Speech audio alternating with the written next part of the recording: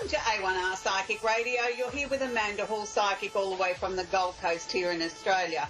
I hope you're having an absolutely awesome week wherever you are in this amazing planet of ours. And before we kick off the show, I'd just really like to focus on our American viewers and listeners, because I know over there for you guys, it's the beginning of your holiday season with Thanksgiving coming up over the weekend. We don't celebrate that here in Australia, but I really do think that we should get on board with your holiday. I mean, I think it's an amazing idea and an amazing time of the year to start to remember what we are thankful for, what we've achieved this year, and what we should be aiming to improve in our lives for the coming 12 months. It's also about a time of forgiveness and change and really getting the family together and really just celebrating the fact that we're very, very fortunate to be alive, to be healthy, to be thankful for just having each other, and I think being able to share the love.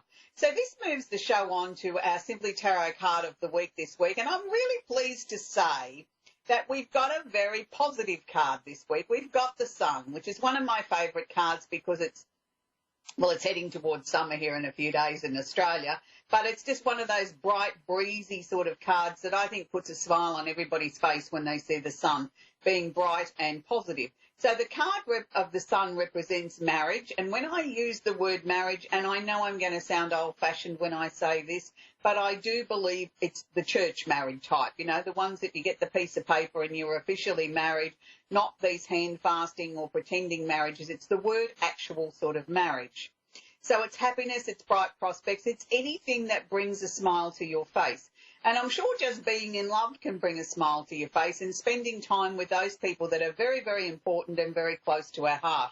So I hope for each and every one of you that may be celebrating Thanksgiving, or we might just find an excuse to sort of have a little bit of early holiday festivities here in Australia. We mightn't call it Thanksgiving, but I'm sure we can join in the party with you, as I'm sure many other countries around the world would like to join in the festivities as well. So I think we can make this week called Thanksgiving week for the whole of the world, and find just one thing to be thankful for and one nice thing that we can do for each other.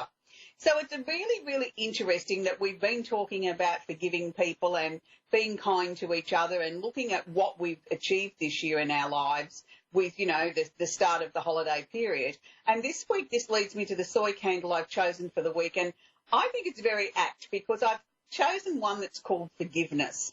Now, forgiveness is one of those words that gets thrown around an awful lot. It's something that we all look at and say, oh, yeah, I'm very good at forgiving people, and I'm just the mastermind of being able to forgive and forget and move on and all this sort of thing.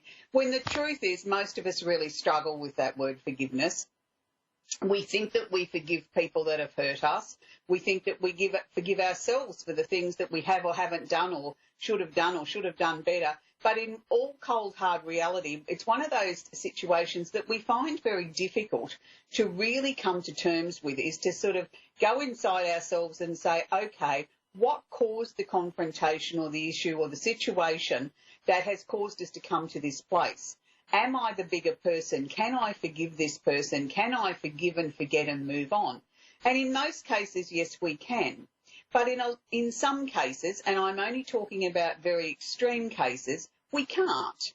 We find it very, very difficult because the situation has gone on over a very, very lengthy period of time. The person or persons involved have done many serious things that have betrayed us, caused pain and suffering in our lives, and we forgive them over and over and over again until we get to a point that we think, what are they learning? Are they learning anything from this experience? Am I learning anything from this experience?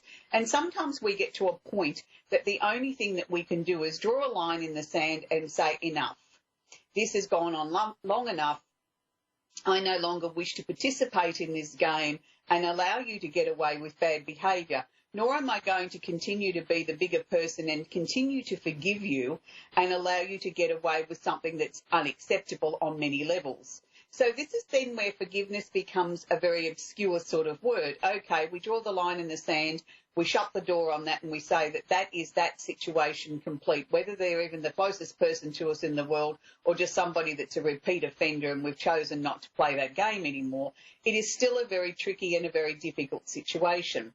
So how do we heal from this situation where we find it really hard, where we've been in this situation many, many times over with someone that is so close to us and somebody that we do care about deeply, or as a family member or a close friend, and we sort of, we've tried to be the bigger person, we've tried to help them, we've drawn the line in the sand, we've shut the door, but then we've still got this really gaping hole of very raw, very painful memories and emotions and things like that. Well, this is the time when we've got to learn to forgive ourselves. And that's a really hard one, because we're brought up to be kind to each other and to forgive people and forget and move on and, try and make allowances for people. But we can't keep making allowances, and we can't keep doing the same mistakes or not learning the lesson or the karma that we were put here on earth to do. So this is a time of the year when we are celebrating celebrations like Thanksgiving, where we need to dig deep into our soul and understand what the word forgiveness means to us. And each person will have a slightly different take on it. I'm sure there's many of you that have been in the situation that I just spoke about, where you've had to forgive somebody or shut the door on a situation and just walk away and become indifferent, but you've never sort of really felt comfortable with it because it didn't sit right in your soul. Am I setting up bad karma? Am I setting up future lessons in future lifetimes? The answer, in my opinion, is no, because you've given this every indication that you've tried and tried and tried, and in the end, you've got to be kind to yourself. And that's what it's about. It's about knowing when to say enough. It's like the card game, know when to fold them and know when to leave. And that's one of those exact situations. So that's why I've chosen the candle of forgiveness this week, because I think we all need to forgive ourselves or forgive somebody, or just to release past and old things, and particularly on the back of the new moon in Scorpio that we had over the last weekend, where we had a lot of emotional situations came to the surface, and a lot of things we had to really reorganise and relook at and try and give them a new facelift and all that sort of stuff. And some of those things we just realised there's nothing more we can do. We've just got to shut the door on it. So now we're going to move on to our little mini astrology lesson, where we've been looking at, over the last 3 weeks, we've been looking at the planet Uranus, my favourite planet, through the signs. And this week, it's sort of, I'm a little bit sad because we're coming to our little journey, end of our little journey with Uranus, and Uranus is in the final 3 signs in the part 4 of this series. We're going to be working with Uranus in Capricorn, Aquarius and Pisces. And for those of you that may not have watched the last couple of weeks, Uranus is the planet of the unusual and the unexpected. Uranus is like a bolt of lightning. Uranus comes in and sort of quickly takes things out of our lives, makes changes, listens to what we've got to say. And this is why it's very careful that you don't verbalise, oh, I hate my job, and then all of a sudden you've lost it and you say, well, where'd that come from? I didn't really hate my job. I was just venting about it. Well, just be very careful what you say, because Uranus is listening. So Uranus in Capricorn. Now, this is a really interesting placement of Uranus, because Uranus likes to do things suddenly and fast and likes to be the boss and likes to take the lead. And Capricorn can be the energy of big business, very stubborn, very practical, very logical type of energy. And you say to me, well, how would they join forces and create anything that I would be comfortable with? Well, actually, Uranus works extremely well here in Capricorn, because Uranus gives the opening or the opportunities for the brilliant opportunities that can come, the brilliant decisions, the brilliant negotiations, the changes in your life that can come in a very structured way, but with a fast and furious sort of flavour to it. So it's sort of like well thought out, well orchestrated, well executed by the Capricorn energy, but it's coming with the brilliance of Uranus. So if you have Uranus in Capricorn, lucky you, because that means that you have some amazing negotiation skills and that you should be an asset to any big major corporation or company or government. So I hope that you work in those sort of environments, because you would be a natural. So now we come to the natural home of Uranus, and actually Uranus rules Aquarius. So it's not uncommon that, we look at Aquarian people and we think sometimes a little bit abstract, a little bit different, a little bit way out and wacky, and sometimes just plain brilliant. And it's because they don't see limitations or restrictions like a lot of other signs do. They can allow themselves to have that light bulb moment where they can have these flashes of brilliance, and they can have these amazing opportunities that seem to come sort of literally out of nowhere, and they shrug their shoulders and say, is that all? Like I've had better ideas than that before. But they sort of take it in their stride, because they work with the Uranian energy constantly. and it's so natural to them, they don't see it as being anything special or out of the box. So if you're fortunate enough to have Uranus in Aquarius in its home, you'll find that, light bulb moments are quite frequent for you, and, you sort of don't even consider them creative. You just think of them as part of your day, like getting up and having a coffee. So be very thankful that you have Uranus in Aquarius, because most of us are jealous. Okay, we move on to the final sign, which is Uranus going through Pisces. Now, this is really interesting because Uranus, as I said, is this very electric, very positive, very fast-moving energy. And when we get to Pisces, we think of the nice, gentle flow of the water, the steam coming off, and we just sort of think of, a slower pace of life, a time when we can just sort of chill and just allow ourselves to be ourselves. Well, that's true.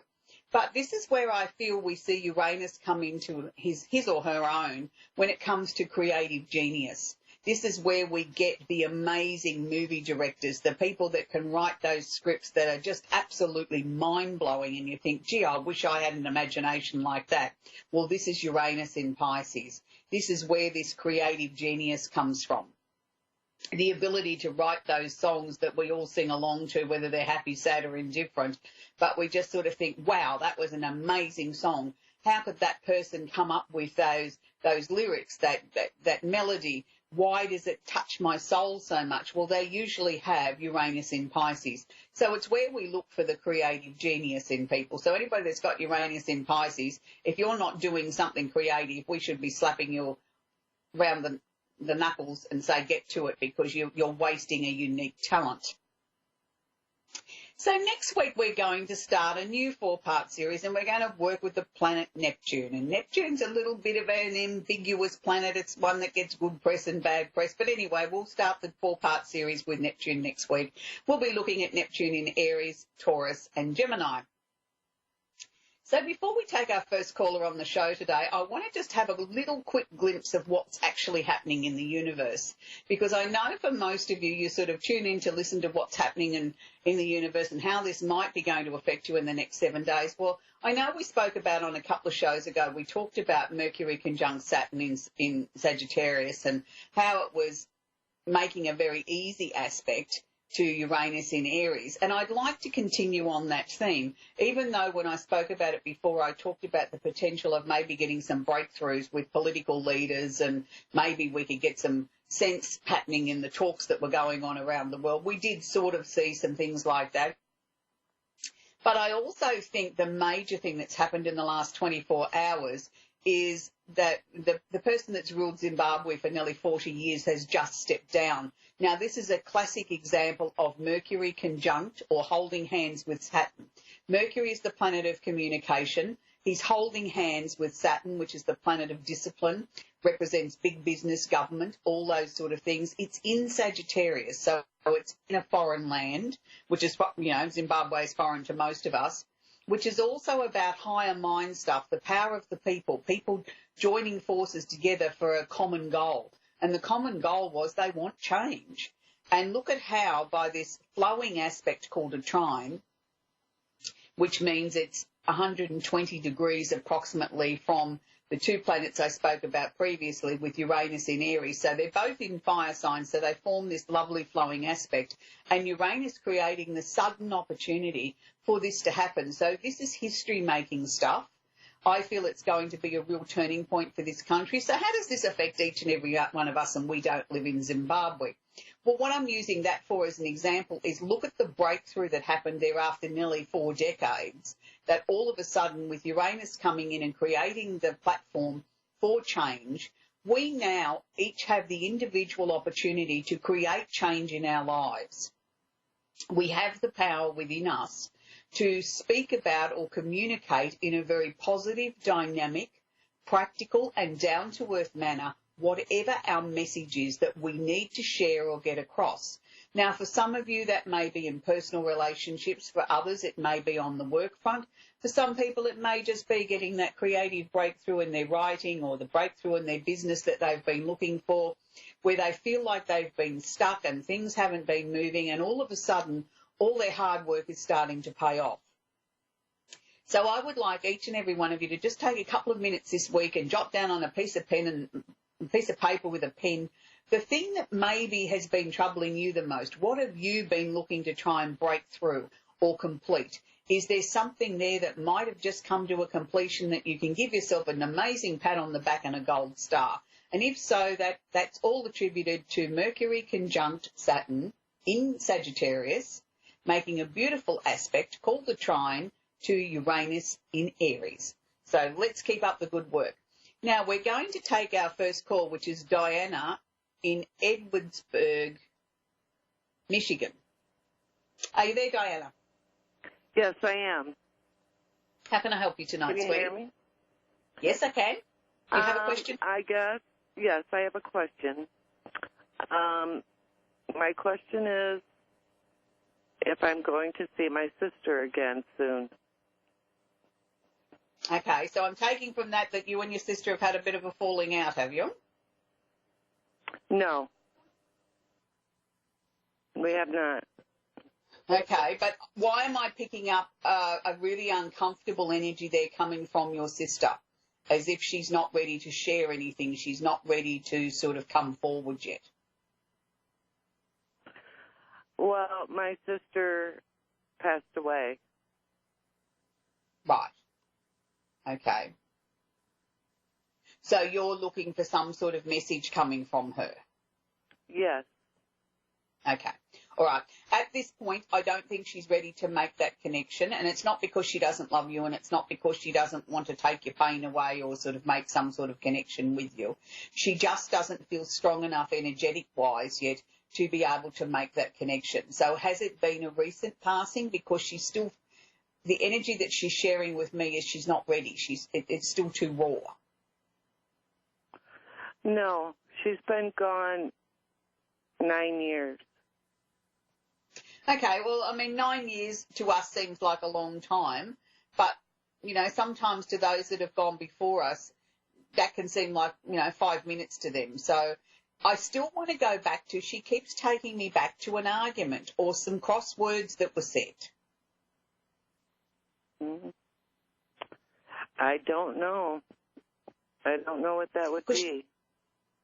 Because when I say she's bogging down on that, that's what I want to say. She's taking me back to that. Now, whether there was something that happened just prior to her passing, which this is what's got her to the point where she's not ready to come forward yet, because she just feels that hasn't been resolved, or didn't have the opportunity to say she was sorry, or there was something there. She's sort of telling me that there was something wasn't right between the two of you before she passed. Something that was what? Something wasn't right. I don't know whether you had a little argument or whether she did something that you didn't approve of, but she still feels that you're upset with her or should be upset with her over this. And this is why she hasn't been able to make the connection. So I don't know what that is, because it's not what it is. But look, sometimes what we see here on Earth as not being a major issue, to them it is a major issue because it was the last connection they had with you.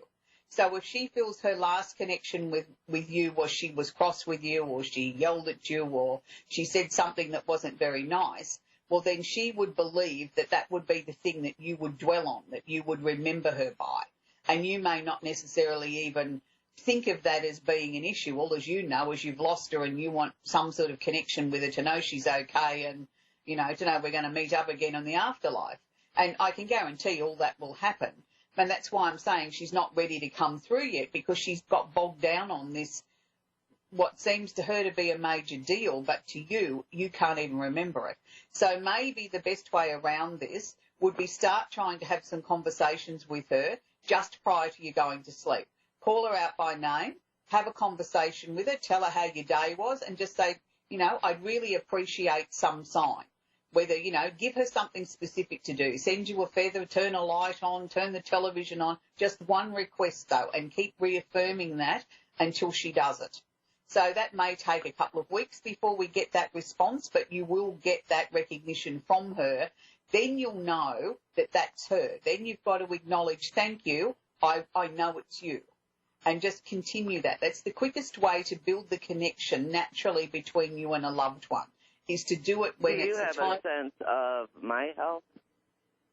Do I have a sense of your health? Health is not something Of that my we health? cover here on the show because it's something that I'm not a medical practitioner, so I don't have the right to sort of delve into your health. All I can say to you is I think that you need to investigate a little bit more.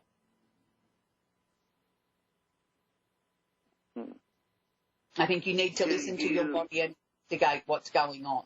Don't just sort of fob it off. You know, if you don't feel right, then go to a doctor. Don't, you know, and then if they give you the all clear, well, great. You can say, oh, well, that was, you know, I panicked for nothing, but at least your mind's clear then. Well, I have cancer. That's why I wondered if you sense anything with my body. Give us the ability to see into, as I said, I'm not a doctor. They don't give me the ability to see whether your cancer's going to, you know, continue to progress in a negative way or a positive way. All as they showed me was if you have questions, go and ask the right people.